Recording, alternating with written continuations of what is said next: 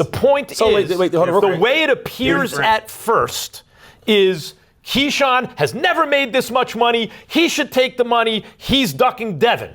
Possible. I'm not discounting that as a possibility. Yeah. I think we also have to include as a possibility the fact that they might be analyzing the situation, thinking, Key's got more leverage than people realize here.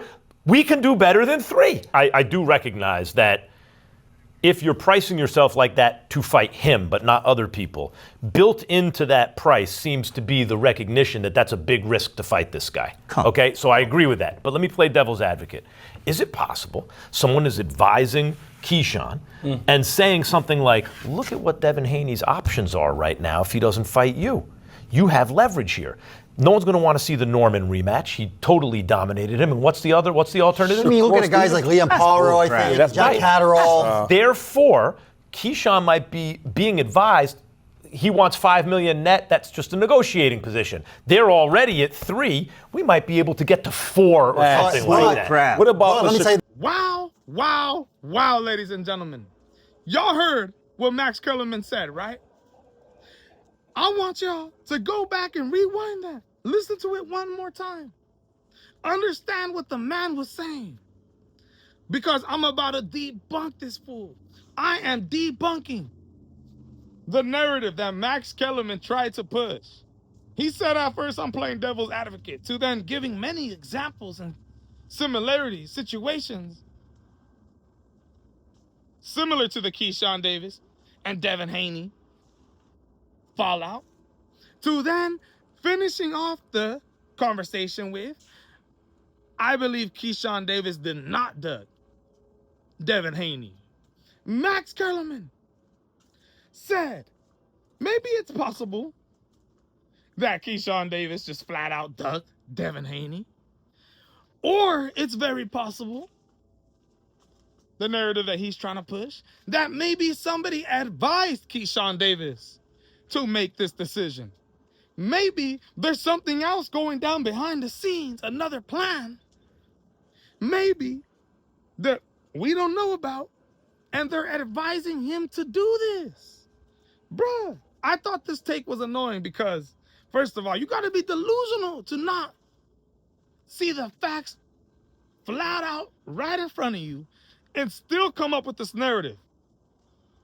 But I thought it was annoying because he's an influential guy who, if you're not on your P's and Q's in the sport of boxing and you hear a narrative like that, especially if you're a Keyshawn Davis or Shakur Stevenson fan, you're going to subscribe to that narrative.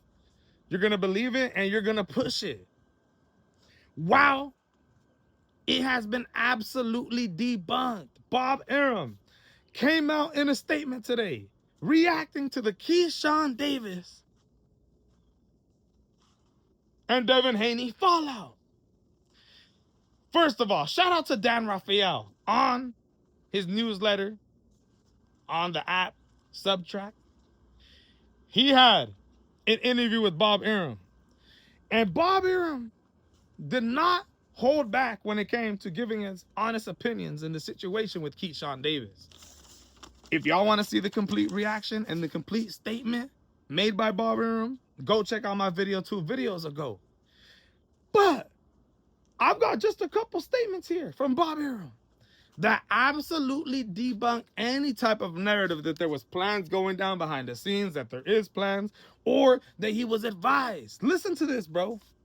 Bob Arum says, we told him after the purse bid that we would find a way to boost his share to $3 million, which we had agreed to in the first place. After the purse bid, Keyshawn Davis only getting a guarantee of $2.1 million.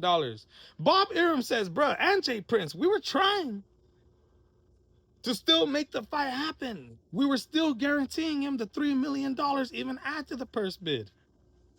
Even when we were obligated to.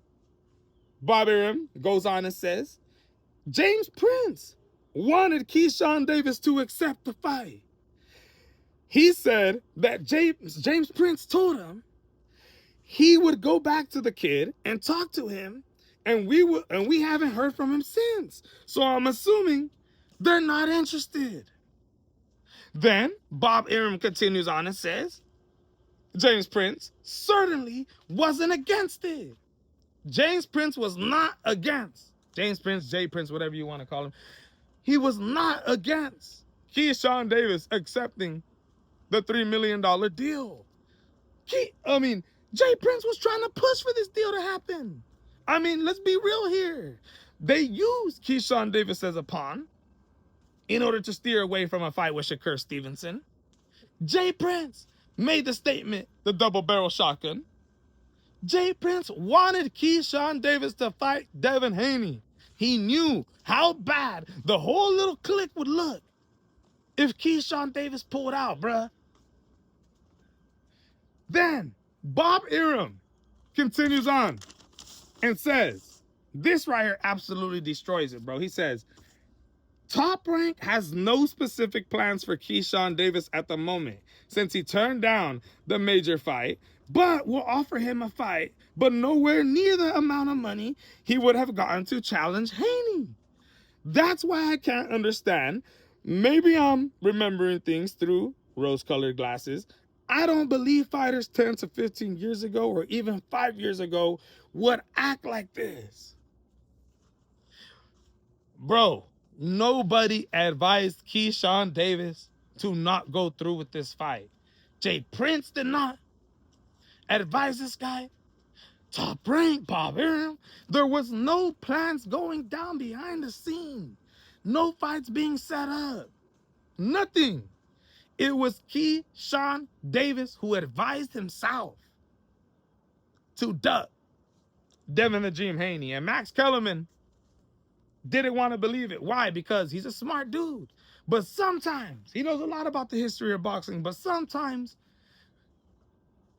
in certain situations, you're a little too smart for your own good. He's overthinking things, being delusional to the actual fact that's laid out right in front of him that Keyshawn Davis ducked Devin Haney. And now, with the statements that Bob Arum made that I just read to y'all, that y'all see here, bro, that narrative, that possibility that Max Kellerman talked about, destroyed. Now you have no choice, Max, but to believe the first possibility that you talked about. Unless you're just absolutely delusional, man. But let me know what you guys think in the comments. I had to do it to Max today, ladies and gentlemen. I had to do it. Bob Arum in his statement absolutely destroyed Kellerman. And I had to bring it to the people. Let me know what you guys think. This is the MMA Boxing Addicts channel. You already know what we do here. Subscribe to the channel.